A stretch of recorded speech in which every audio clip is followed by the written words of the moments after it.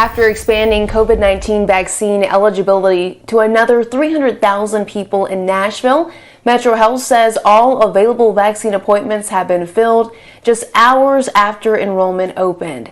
We begin tonight in the path forward because starting today, Tennessee is officially moving into Phase 1C of the COVID-19 vaccine rollout. That includes people 16 years and up with a high-risk medical condition. Now, it's certainly a big step, and it also comes as the Centers for Disease Control is ranking our state 48th in the country for vaccine distribution per capita. Fox 17 News' Kathleen Surrey is live now after asking the state health department why we aren't doing better. Well, according to the state's latest numbers, just over 14% of Tennesseans have gotten at least one dose of the COVID-19 vaccine. That's certainly better than even just a few months ago, but some say it's still not enough. According to the CDC, the volunteer state is administering just over 24,000 COVID-19 vaccine doses per 100,000 residents. That puts us near the bottom of the list, 48th out of 50 states, ranking above only Alabama and Georgia. For comparison, Alaska is the first state on this list. Their vaccination rate per capita is nearly double Tennessee's. This is unacceptable. If they can figure this out in other states, why can't we? I think the people of our state deserve better. That's Democratic State Senator Heidi Campbell. The federal vaccine rollout was problematic from the beginning, but with the dramatic increase in available doses over the last few weeks and more logistical streamlining coming at the federal level, there is no excuse for Tennessee to be lagging behind the way that we are. I reached out to the state health department this morning asking why we're so low on this list. Is the state not getting enough doses, or is this an administration problem? And what's being done to get us higher on the list? All of my questions went unanswered.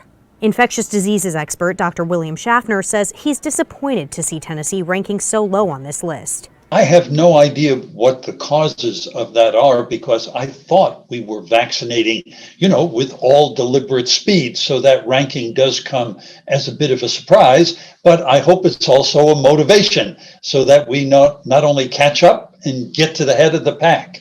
A dedication to getting more shots in arms, hopefully inching closer to the end of COVID-19. State Health Commissioner Dr. Lisa Piercy has previously said that by the end of this month, they hope to be getting around 300,000 doses of the COVID-19 vaccine each week. More than 2 weeks since that dangerous winter storm hit the mid-state, and many Tennessee drivers are still dealing with the aftermath. Fox 17 News' Temple Rickey explains the holdup when it comes to fixing potholes. This is a problem the majority of Middle Tennessee drivers face every day, and one resident tells me he's fed up.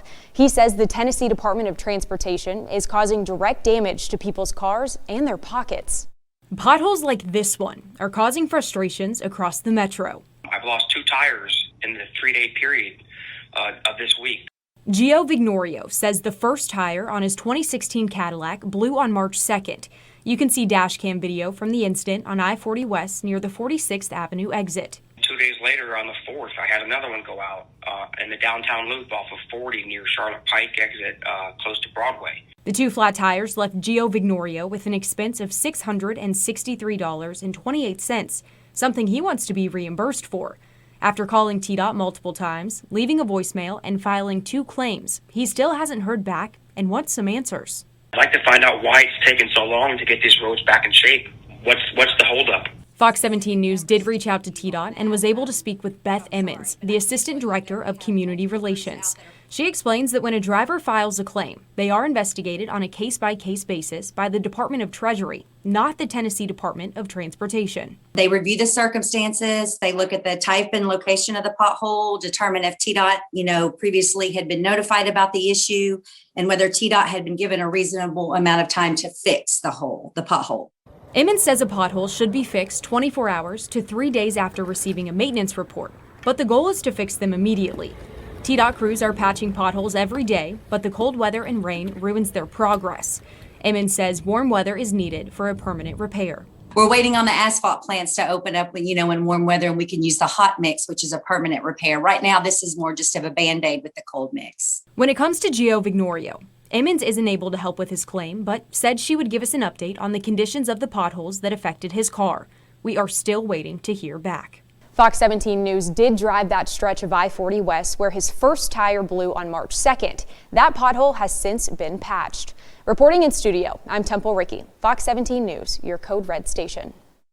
By the way, if your car has been damaged after driving over a pothole, there are some things you'll need to do before the state will pay off on your claim. Drivers do have to show the pothole directly caused the damage, the exact location of the pothole where the damage occurred, and provide evidence the state already knew of the dangerous road conditions. You also need evidence the state could have repaired that damage prior to your damage and did not do so. All last week, we highlighted some real life queens who are going above and beyond to serve their communities. And Jermaine, would you be up for surprising them with me? Hell yeah, I would love to. Okay. Say hi to one of the stars of Coming to America, Jermaine Fowler. Hey, congratulations. Thank you. You're welcome. Y'all deserve it. It's very motivating and inspiring to see what y'all have done. I truly appreciate it. Thank y'all so much. Thank you. Thank you. This is beautiful. Thank you. And we have been celebrating you all week, and our hearts are with you. Our inspiration is insurmountable because of what you're doing. And Amazon, too, was inspired by each one of your stories, and they wanted to donate a $500 Amazon gift card to each of you to thank you for all that you do. But that's not all.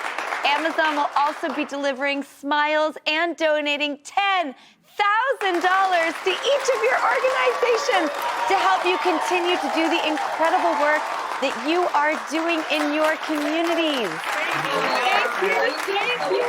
Thank you so much.